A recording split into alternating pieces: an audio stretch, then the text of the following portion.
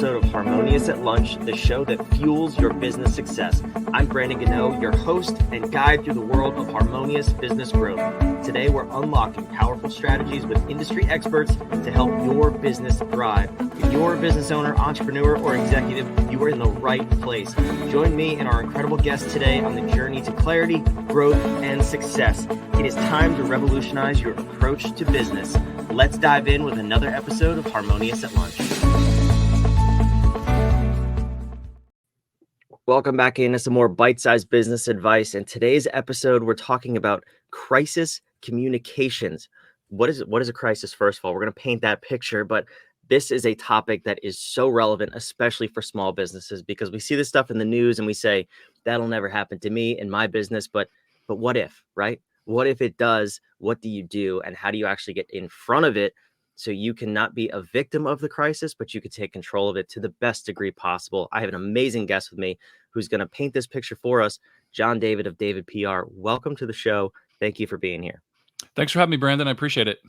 So I'm excited for this conversation, and I'm excited to hear what you have to say about it. Crisis communication, this is a big thing. I think I want to start at the foundation, though, of what is a crisis, right? Because just this very morning, as of recording the show, I had a crisis. My 3-year-old got too many raisins in her plate, and there was a crisis in my house, but I don't think that's what we're talking about. So help me understand, what is a crisis in business? So how many raisins is too many? One? In my house, it's probably one. It was too many, then not enough, and it was this whole back and forth. There's no perfect amount.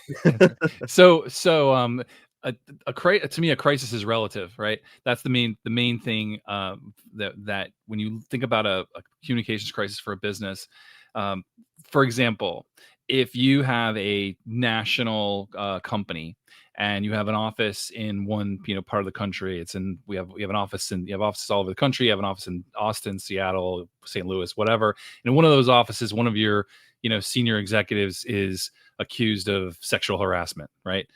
If you're a big company, you can say, this is an isolated incident. This is one company. We've gotten rid of the person, whatever, right? You can make it's a problem. It's an embarrassment, for example, to this company, right? But if you're a smaller company or a small law firm and your managing partner is accused of sexual harassment, guess what? You have an existential crisis on your hands. So it's all relative what a crisis is. To sort of think that it has to be, that you have a national recall for your product, or that you have a system-wide, data breach that's impacting airline flights. Yes, those are the ones that are going to get the traditional national attention. But every business is vulnerable to having a crisis that could cause major damage to their reputation, to their brand, and ultimately to their company itself, the bottom line, their livelihood.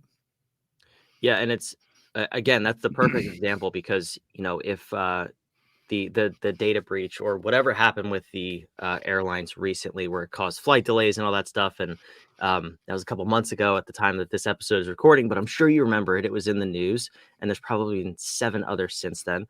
It's a blip in the radar for those companies. It doesn't matter. They manage it. They move on.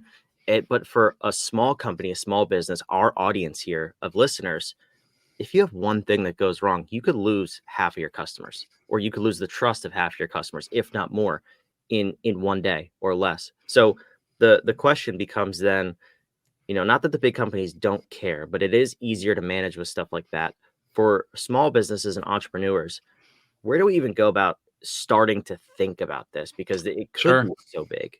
Right. I mean, yeah, you can, I think most business owners think about what a dark day would be, that they think about it. And I had a client who had a jewelry business, had a jewelry store, and I thought he was in a really secure location, and I was talking to him about this, and he said, well, he goes, I stay up all night thinking about the 10,000 different ways I could get robbed, right? He's like, even though from my eyes I thought he was in a great spot, but he said I could see a million ways that I could have a problem. And there's nothing wrong with that. And I think most businesses look forward, and they look at what can happen, what can, what could change their industry, change their business, that sort of thing. But when it comes to a crisis, you never really know, right? The big thing is to lay out some groundwork, some foundational things to start with. The first is that you should have the basics of a crisis plan. And that doesn't even have to be like a huge, massive, binder full of stuff. But one is that you have in place a way to communicate with all your stakeholders quickly, right? So think about something goes wrong. How are you going to reach out to all your employees, all your investors, all of your customers, anybody you want to? So now most companies have email lists and email blasts and all those things. So that might be fine. But do you have the phone numbers of all these people? Do you know how to reach out to them? It's the same thing you'd have in your emergency plan if you had, a hurricane approaching or that sort of thing, winter storm, stuff like that. You want to make sure you can communicate with everybody. Number one. Number two is that if you think in terms of, okay, something could happen and we could get some serious media coverage. Are we prepared for that in the simplest of ways? Do we have a media policy in place with our company? And a media policy is really simple, a simple document, which essentially, you can pop it into your employee manual, and it's just a policy that reminds your employees that they're not a spokesperson for your company. So something happens at it's your office in, New Jersey, that and a reporter shows up. And the people who work in New Jersey know that, listen, I'm not a spokesman for the company, but let me tell you who you can reach out to. And that's media policy should say, remember, you're not a spokesperson for our company, but if someone reaches out to you, contact these people. And maybe it's the HR team or the communications team, or it's an external consultant. I happen to be in several of those media policies for my clients. My phone number's in there. Something happens, they can call me, right? So you have a policy in place. And then the next part is to do a little gaming of gamification, I guess, of your situation. What could go wrong? What could happen? What could be a problem for our company, our business?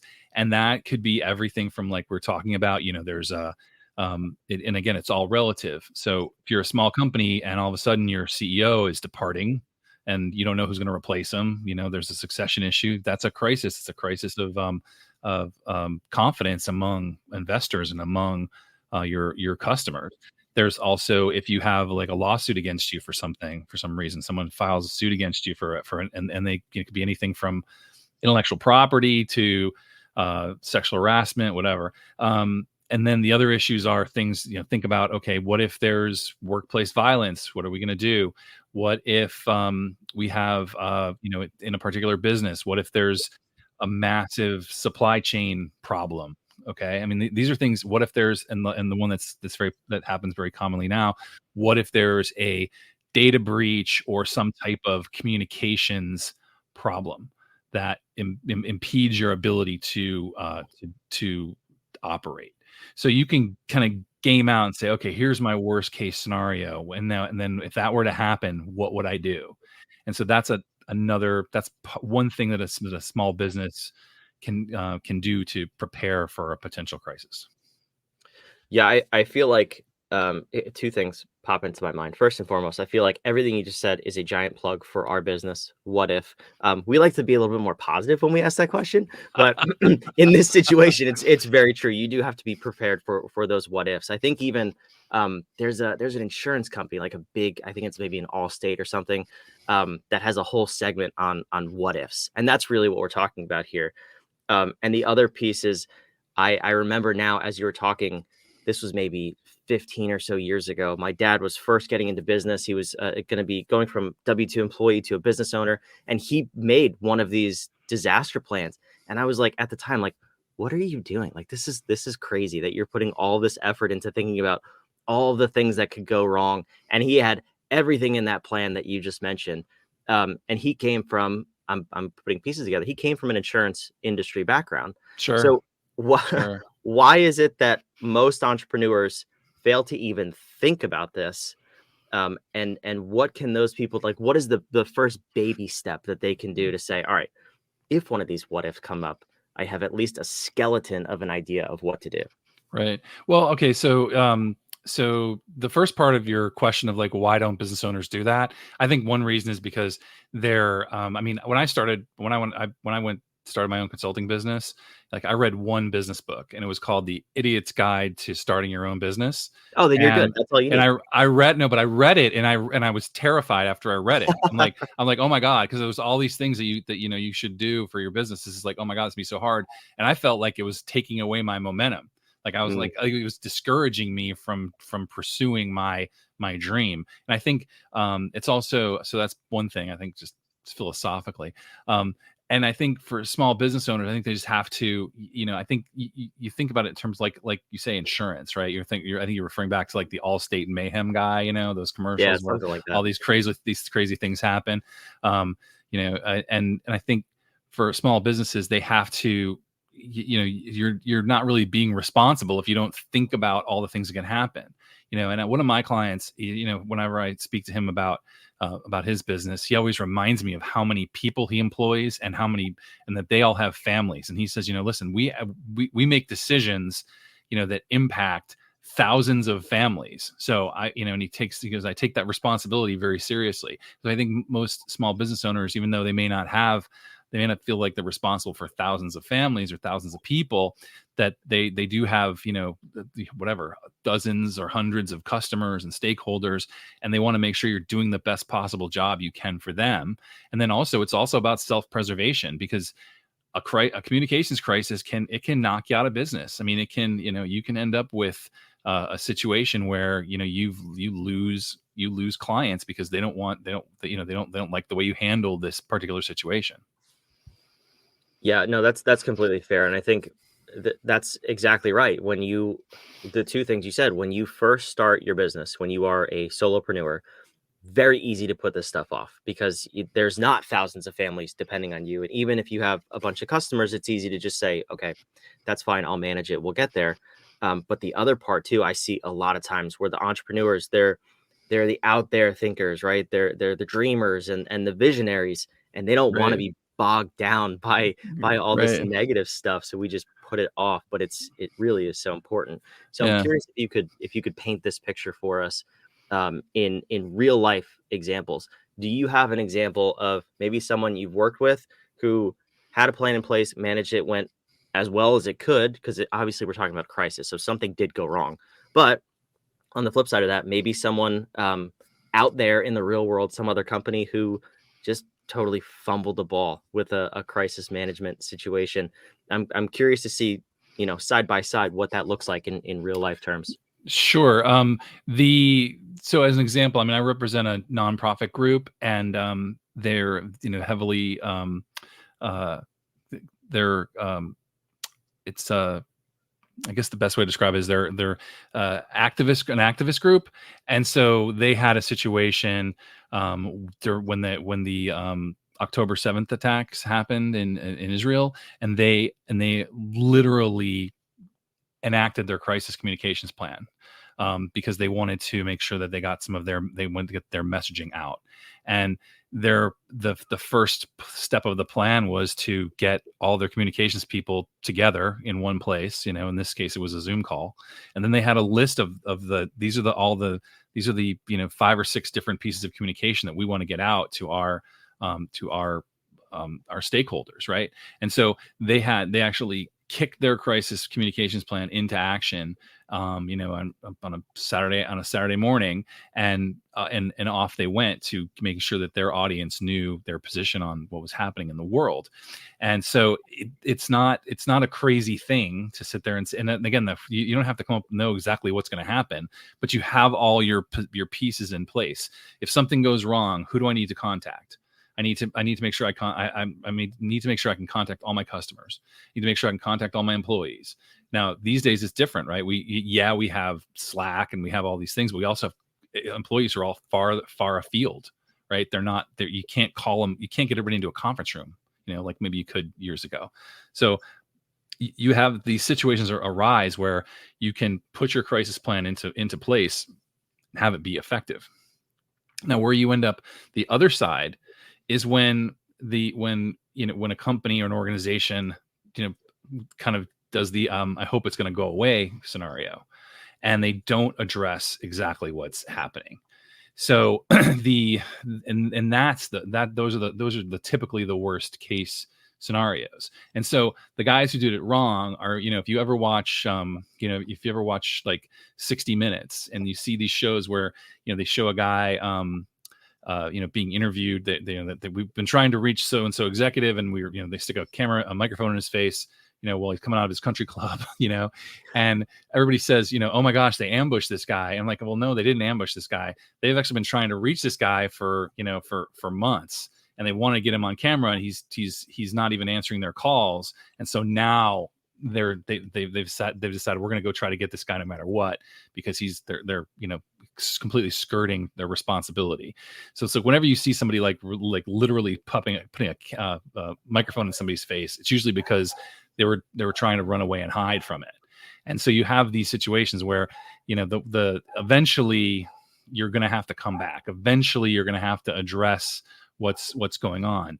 And so in the latest data breach, the company that had the big problem, they actually owned up to it right in the beginning, and then all the, they said we had this, we had an issue with our software. They owned up to it right away. But then the aftermath was 10 times worse. They owned up to it in the morning, but there was still, these delays happened with airlines for days and weeks later and all those things. So the best solution is to try to address an issue right away. And so it gets to a few of the kind of rules of the road, which I think is also important, is that to me, the worst thing that you can do is basically say, no comment. But you sometimes you don't want to comment, right? But so the rules of engagement are such that you can actually have a conversation with a reporter or a journalist and say, listen, I'm going to give you a statement that's not going to say a whole heck of a lot, but we are working on this. We are trying to address this. We are trying to fix this. And once we have something more to tell you, we will let you know. And you can have conversations with reporters and explain that to them. And typically they're not out for blood. They're just out for information. So knowing the rules of engagement to dealing with the media is really helpful in a crisis situation. And that's an area where I see organizations that kind of flub it. Oh, what does that look like from the reporter standpoint? Because not all of our businesses are going to be covered by even local news if something were to happen. Is that sending out consistent emails to your customer, or what are some forms of communication that would be equivalent for small businesses? So I think the big thing is that you have to have the being silent about something. I mean, it can be tricky, because if you're having like a communications issue, or you have your systems are shut down for whatever reason because of whatever, it's a cyber attack, or it's a problem, or it's a software update that screws everything up, and you can't get the information out. That's a whole other issue. But to me, I think it's important that you reach out to your customers in the way that they're used to being communicated with, right? And then also through your own social channels. So if you're a retail outlet, you have customer lists, email them and tell them what's going on. Let them know what's happening, and here's who you can contact if you have further questions. And bonus points if you actually put a phone number in there where a human being will answer it. And then at the same time, publish information on your social media channels, on your Twitter feed or X feed, whatever it's called these days, Facebook page, LinkedIn, any other channels you're using, so that you're at least communicating, you're acknowledging that there's a problem, right? So the biggest thing is if you're calling and you're trying to reach the airline, and there's no, you get your call will be answered in 5 hours and 37 minutes. If you go onto their Twitter feed and they're saying, that actually happened to me. If you go onto the Twitter feed and they say, we are having this outage and we're working on it and we're trying to fix it, in what's apropos for today, the instance that you and I are talking now, there's, a hurricane just went through Florida and is now, raining on the East Coast. Right now, all these people are without power. And if you go to the websites of the power companies, they've gotten a lot better at telling you, here's what's going on. Here's where we can't send our trucks out until the wind goes below this amount. We know this many people are their power is out. We're working on it. We're expecting to restore this many per day. They've gotten 1,000 times better when it used to just be, if the power went out, they're like, we're aware. we'll let you know sometime in the future, right? So I've gotten a lot better at it. So the main thing with any business is that you have those communications channels open, and you're prepared to say, okay, if something happens, how am I going to communicate with my customers? If the power goes out at our headquarters, how am I going to, how are we going to communicate with everybody else? And now, because of the cloud and because of remote work and because of all these other things, it's not as tricky as it once was. But if you don't have sort of that plan in place, then you can struggle. Yeah, I mean, everything you're saying, really, to me, it seems like we're just focused on this foundation of retaining, but also hopefully building trust with our customers should something happen. Is that the ultimate goal here? Well, yeah, I mean, retaining trust, absolutely, and also, retaining your customers and keeping the integrity of your brand. Folks you've worked really hard. People have worked really hard. If you start a small business, what's happened? You've worked really hard in your life. You're now staking your reputation on yourself. You're betting on yourself, and so what do you want to have some third party action like knock you out?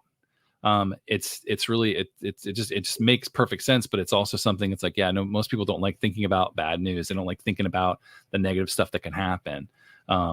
And also it gets personal, when you're dealing with somebody who built a business and all of a sudden someone's saying, well, hey, you did this or this happened or whatever. What do you say? And they're like, well, it's like you're attacking their children. It's like, it's not, it's always going to be a challenge.